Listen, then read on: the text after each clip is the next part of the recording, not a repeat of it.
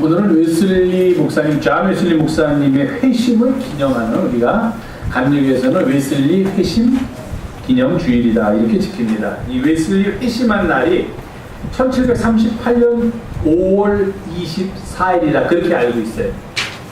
그래서 보통 요맘때 되면 이제 지난주에 저희 지방에서도 했지만 우리 감리교도들은 다 특별한 집회를 개최하면서 웨슬리의 정신을 이어받고 웨슬리의 정신을 한번 다시 나누는 그런 일들을 많이 하곤 합니다. 자, 웨슬리가 회심을 했다.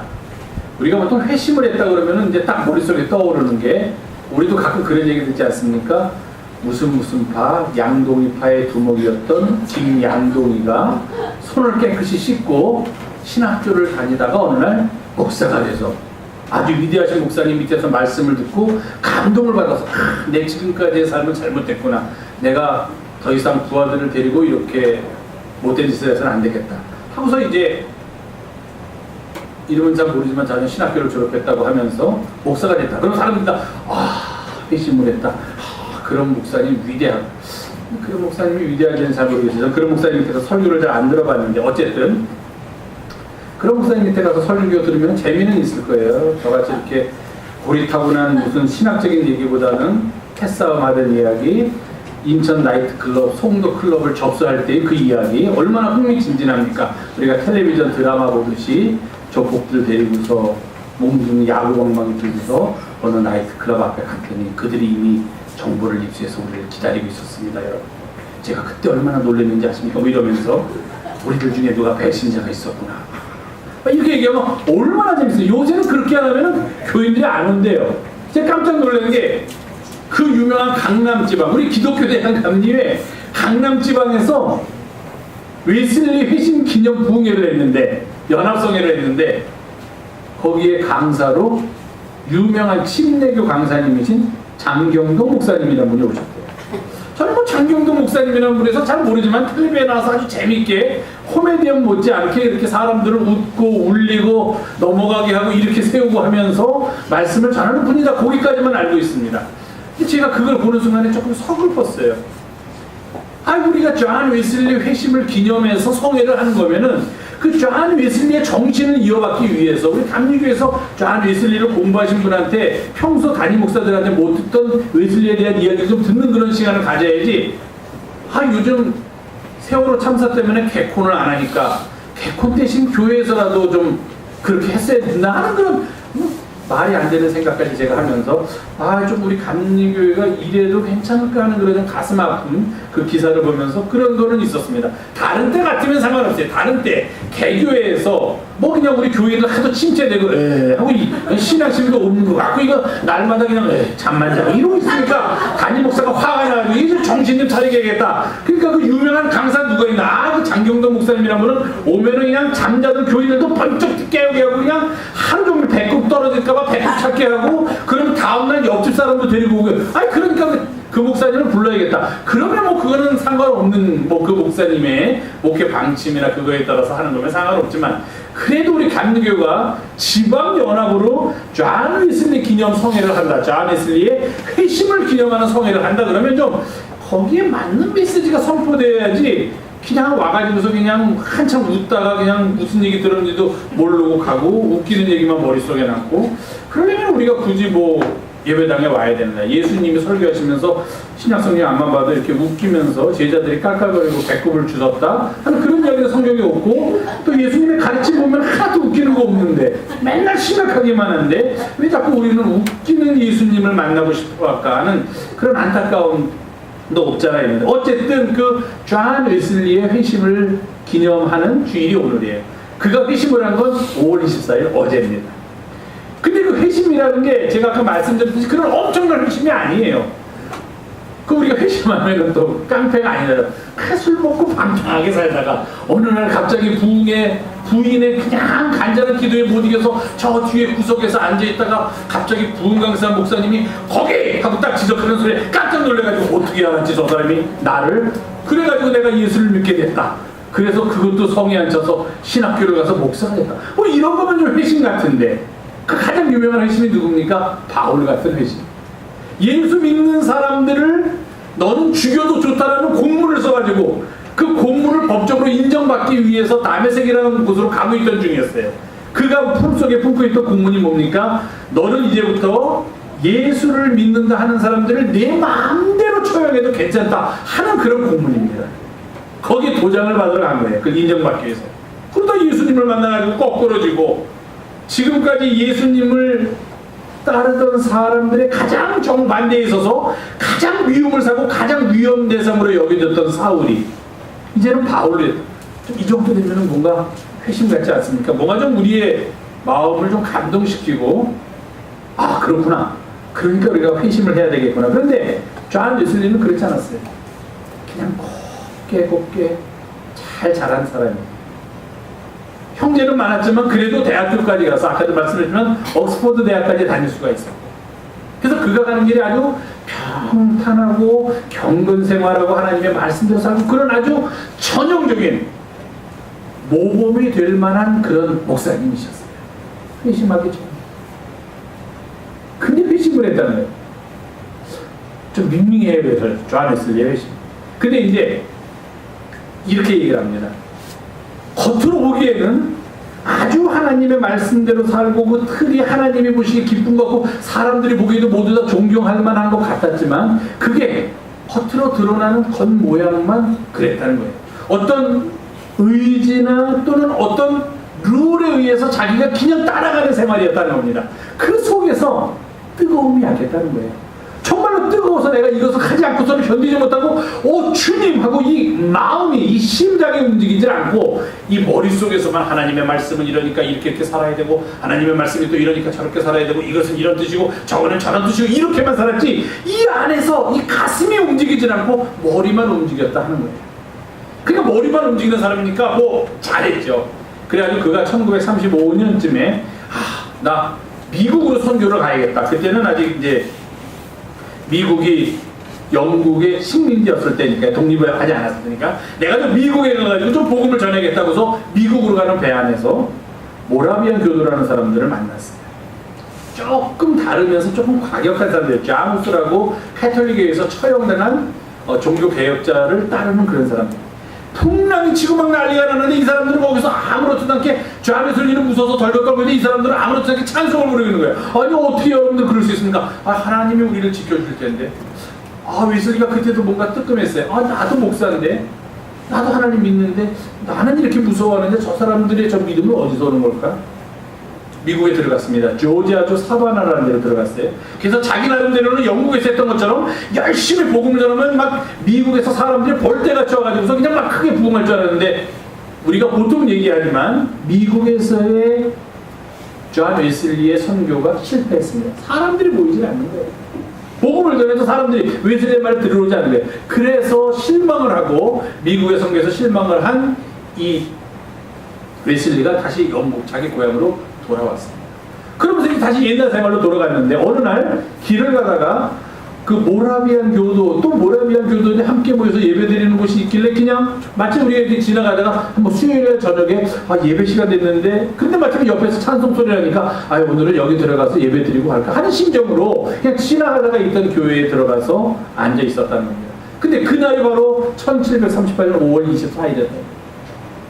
근데 어떤 사람이 나와서 로마서를 주석한, 로마서를 해석한 그런 해석의 서문, 바르트라, 아마도 카를 바르트라는 사람이 쓴 서문이 아니었나, 그 사람이 쓴 서문은 아니었더라도 어쨌든 유명한 신학자가 쓴 서문을 갖다가 이제 나와서 읽는데 너무도 잘 알고 있는 내용인데도 불구하고 존 웨슬리의 마음이 감동을 받아요. 그리고 그날 밤 일기에다 쓴 거예요. 그 로마서 내가 잘 아는 로마서 서문의 주석을 읽는데 갑자기 내가 내 마음이 뜨거워짐을 느끼고 죄로부터 하나님께서 나를 구해주시는 그런 어떤 감정을 느꼈다는 거예요. 그 뒤로부터 이제 또 웨슬리의 그 복음을 전하는 모습이랄까 이게 바꿔지기 시작했어요. 지금까지는 머릿속으로만 하나님의 복음을 전하고 사람들에게 예수 그리스도를 전파했다면 이제 웨슬리는 가슴이 뜨거워지는 경험 속에서 하나님을 만나는 경험을 했다는 겁니다.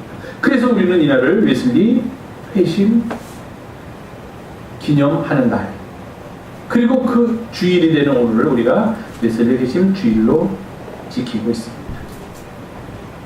회심이 무엇이냐? 과연 우리는 다 회심의 경험이 있는가 물어봐야만 한다는 것입니다. 회심은 말 그대로 돌이키는 겁니다. 마음을 돌이키는 거예요. 마음을 어디로 돌이키느냐? 하나님께로 돌이키는 거예요. 그러면 좌미수리가 그동안 하나님 아닌 쪽으로 향하고 있었는데 그건 아니라는 겁니다. 하나님을 향하고 있었지만 겉모양만 하나님을 향하고 있었고 이성으로만 머리로만 하나님을 향하고 있었지 그의 마음이 그 삶 전체가 정말로 뜨거움을 가지고 열정을 가지고 하나님을 향하지는 못하고 있었다는 겁니다. 이 질문 우리의 머리뿐만 아니라 우리의 마음까지도 때로는 만약에 우리의 마음이 먼저 하나님을 향하고 있었다면 우리의 마음뿐만 아니라 우리의 머리까지도 더 직설적으로 말한다면 우리의 온 삶이 하나님께로 완전히 돌아서는 것 그것이 바로 회심입니다.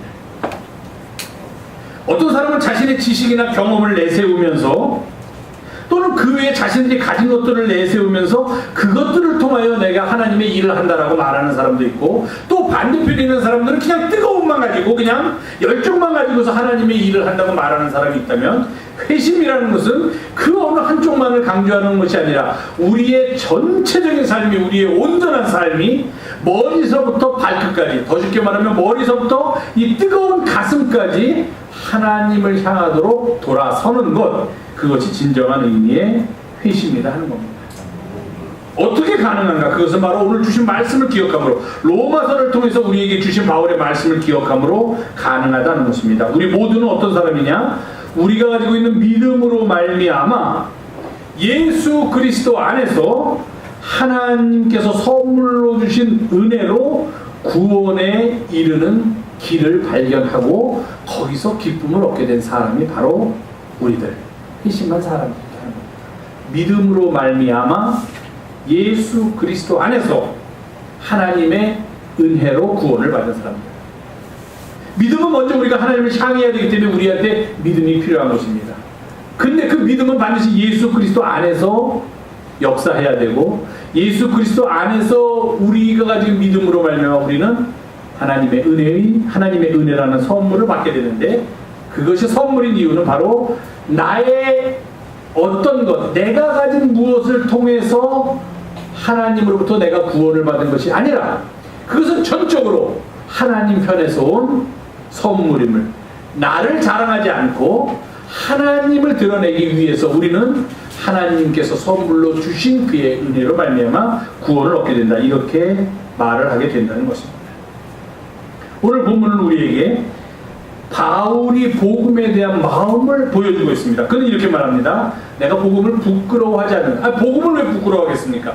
복음을 부끄러워하지 않는다는 말의 진정한 뜻은 당시 로마는 여러분께서 아시겠지만 헬라 사람들이 지배하고 있었고 헬라 문화가 지배하는 나라가 로마였습니다. 그러니까 바울이 복음을 가지고 들어가면은 바울의 복음은 어리석은 거예요. 왜? 그 사람들은 이미 그리스 로마 철학서부터 헬라 철학으로 이어지는 철학의 가장 중요한 사조를 갖고 있었기 때문에 그들에게 있어서 하나님이라든지 예수 그리스도가 하나님의 아들이라든지 하는 것은 우스꽝스러운 그런 잘못된 무지의 표현밖에 되지 않았다는 겁니다. 요새 말로 하면 바울은 미개한 사람으로 그 로마인들에 의해서 취급을 받았다는 겁니다. 그러니까 바울이 딱 얘기합니다. 나는 그럼에도 불구하고 내가 가지고 있는 이 복음을 부끄러워하지 않았습니다. 왜냐하면 이 복음은 모든 믿는 자에게 구원을 주시는 하나님의 능력이 되기 때문입니다. 아멘. 복음은 모든 믿는 자에게 구원을 주시는 하나님의 능력이라는 겁니다. 그것을 가지고 바울이 로마 교회를 향하여서 지금 편지를 쓰고 있습니다. 가장 이성적으로는 발달되어 있다는 헬라 철학에 사로잡힌 사람들, 그 로마인들에게 편지를 쓰고 있다는 것입니다. 자, 복음이 어떤 능력을 가지고 있는가? 도대체 복음의 능력은 과연 무엇인가? 첫 번째로 복음의 능력은 우리 개개인에게 나타납니다. 우리가 허물로 죽을 수밖에 없는, 아니 이미 허물과 죄악으로 죽은 우리가 하나님의 사랑으로 인해서 그의 은혜로 구원을 받아 그리스도와 함께 살게 된 것, 이것이 바로 복음의 능력이고 복음의 능력을 통하여 우리에게 나타난 하나님의 역사다. 우리 개개인에게 역사하시는 복음의 능력이에요. 우리들로 하여금 허물로 죽을 수밖에 없고 이미 죽었고 죄로 죽었던 우리들이 하나님의 사랑으로 말미암아 하나님의 은혜로 구원을 받게 되었다는 것. 그리고 이러한 일을 가능하게 한 것이 바로 복음이라고 그렇게 선포한다면 이것이야말로 우리가 가장 원하는 복음의 능력이다 하는 것입니다. 하나님의 선물이에요. 우리를 죄로부터 구원해 주신 그 하나님의 놀라운 일. 더 이상 죄의 노예가 되지 않고 이제는 자유하게 살도록 예수 그리스도 안에서 진정한 자유인이 되도록 우리에게 해방의 은혜를 주신 그 놀라운 구원의 능력, 이것이 바로 복음의 능력이다. 복음은 우리 개개인을 허물로 죽은 우리들을 구원해주는 그런 능력을 가지고 있다는 것. 그래서 우리는 그 복음의 능력에 힘입어서 예수 그리스도 안에서 하나님으로부터 의롭다 하심을 얻게 된다는 겁니다. 우리의 힘으로는, 우리의 능으로는 아무도 할 수 없어요. 그 길에 들어설 수가 없어요. 오직 복음이 우리 가운데 임할 때, 그리고 복음을 믿는 우리의 믿음이 예수 그리스도 안에서 하나님의 은혜를 받아들일 때 비로소 우리는 하나님의 자녀가 되고 구원을 누리는 영광스러운 자리에 들어갈 수 있다는 겁니다. 그래서 이것을 가르쳐서 우리는 복음의 놀라운 능력이다 이렇게 이야기합니다. 복음의 놀라운 능력의 첫 번째가 바로 우리 개개인을 하나님 앞에서 바로 설 수 있도록, 하나님 앞에서 의롭다 하심을 얻을 수 있도록 우리를 도우시고 우리를 일깨워 주시고 우리를 그 길로 들어가도록 그렇게 인도해 주시는 그것이 복음의 첫 번째 능력이라면, 두 번째 복음의 능력은 우리를 통하여 나타나는 믿음의 역사, 사랑의 수고, 그리고 소망의 인내, 이것이 두 번째 우리가 만나게 되는 복음의 능력임을 기억하시기 바랍니다. 바울이 데살로니가 교회를 향하여 편지를 썼습니다. 그 편지를 쓰면서 내가 여러분들을 기억하고 여러분들을 위해서 늘 기도하고 여러분들을 위해서 하나님께 간구할 때마다 나는 이것을 기억합니다 하면서 이렇게 얘기합니다. 여러분들의 교회에서 이루어지고 있는 믿음의 역사, 믿음을 통하여 그들이 하고 있는 많은 일들, 그 다음에 사랑의 수고, 서로 사랑하기 위해서 자신의 수고도 아끼지 않는 그 모습들, 그리고 하나님 나라를 바라면서 그 나라를 위해서 애쓰는 소망의 인내, 이것들을 보면서 나는 하나님께 늘 감사합니다. 그런데 어떻게 여러분 안에 이런 믿음의 역사와 사랑의 수고와 소망의 인내가 여러분 안에서 나타나게 되었습니까? 그것은 복음이 여러분에게 말로만 이른 것이 아니라 또한 능력과 성령과 큰 확신으로 복음이 여러분 안에 들어갔기 때문에 이러한 일들이 가능하게 되었다. 그렇게 바울은 데살로니가 교회를 향해서 칭찬하고 있습니다. 데살로니가 교회 교인들이 믿음의 역사, 그 일을 위하여 자신의 삶을 헌신하고 서로 사랑하는 일에 수고를 아끼지 않고 하나님 나라에 대한 소망을 잃지 않으면서 그 길을 가는 동안에 당하는 모든 어려움을 다 이겨낼 수 있는 인내를 가지게 된 게 어디서부터 온 것이었는가? 그들이 뛰어난 사람이었기 때문에 가능한가? 그들이 남들보다 많은 학식을 가지고 있었는가? 그들이 남들보다 많은 재산이 있기 때문에 이러한 일들을 할 수 있었는가? 아니다는 겁니다. 이 모든 것들이 가능한 이유는 복음이 말로만 그들에게 이른 것이 아니라 그 능력으로 성령과 그들의 큰 확신과 함께 그들 가운데 복음이 들어가니까 그 데살로니가 교회에서 그런 엄청난 역사가 일어나게 되었다는 겁니다. 복음의 두 번째 능력입니다. 복음의 첫 번째 능력이 우리 개개인을 허물로 죽은 우리들을 예수 그리스도 안에서 하나님의 은혜로 다시 살리게, 죄로부터 구원을 얻도록 해방을 얻도록 해준다면, 복음의 두 번째 능력은 그렇게 구원을 얻은 무리들이 모인 이 교회가 믿음의 역사와 사랑의 수고와 소망의 인내를 잃지 않도록 도와주는 놀라운 능력이 있다는 것, 이것이 복음의 두 번째 능력입니다. 우리 교회를 향한 복음의 능력입니다.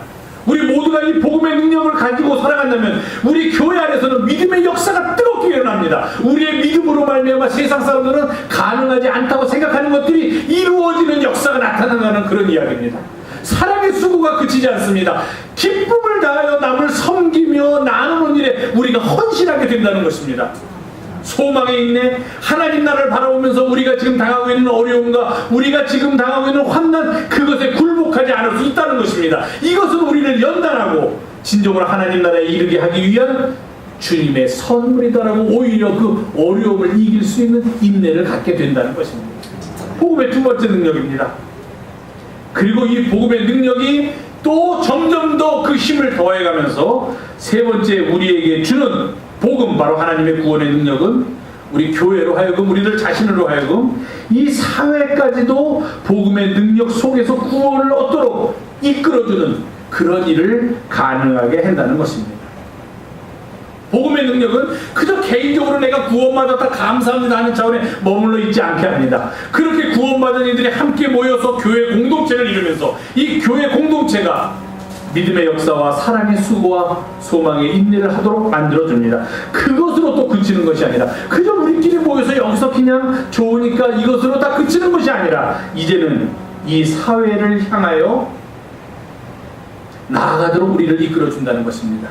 머릿속에서 생각만 변화하는 것이 아니라 구체적인 삶의 변화로 복음의 능력이 나타나도록 우리를 일깨워 주신다는 겁니다. 예수께서 세상을 향하여 처음으로 말씀을 하신 것이 나사렛 회당에서 이사야서 말씀을 읽을 때입니다. 그때 그 많은 두루마리 중에서 주님께서 택하신 두루마리의 내용은 이것입니다. 주의 영광이 내게 임하셨으니, 주의 성령이 내게 임하셨으니 이는 가난한 자에게 복음을 전하려고 내게 기름을 부으셨다.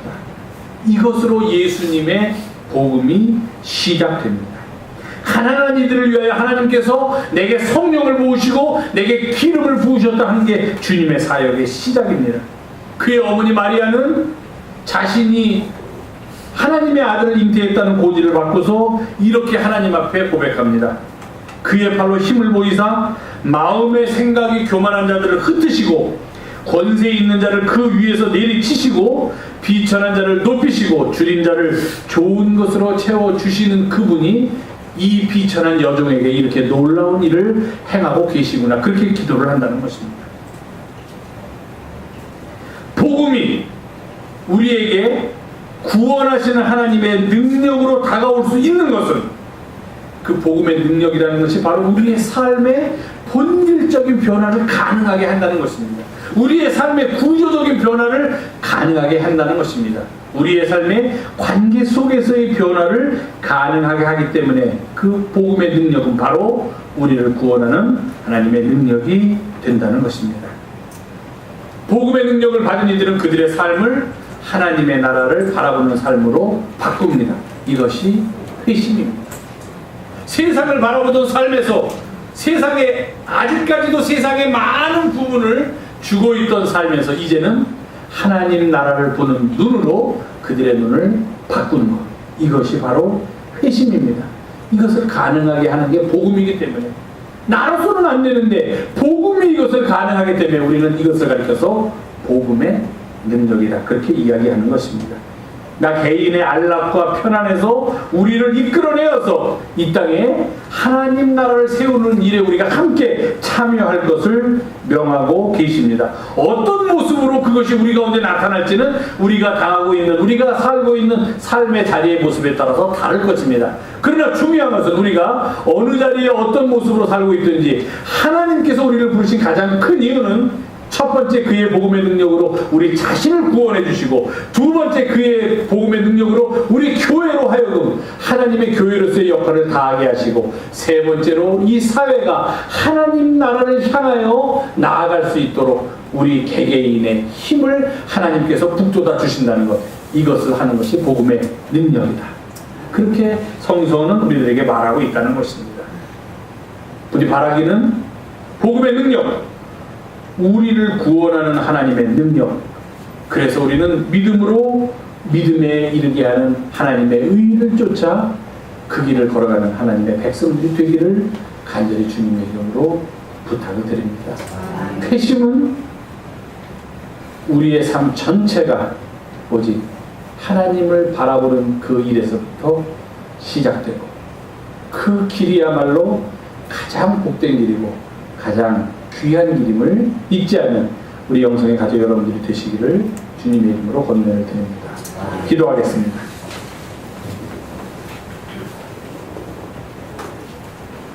복음의 능력이 우리 가운데서 우리의 삶을 변화시키는 놀라운 기적을 경험하면서 하루하루 살아가도록 주여 우리를 이끌어 주시옵소서. 우리는 예수님의 이름으로 기도하옵나이다. 아멘.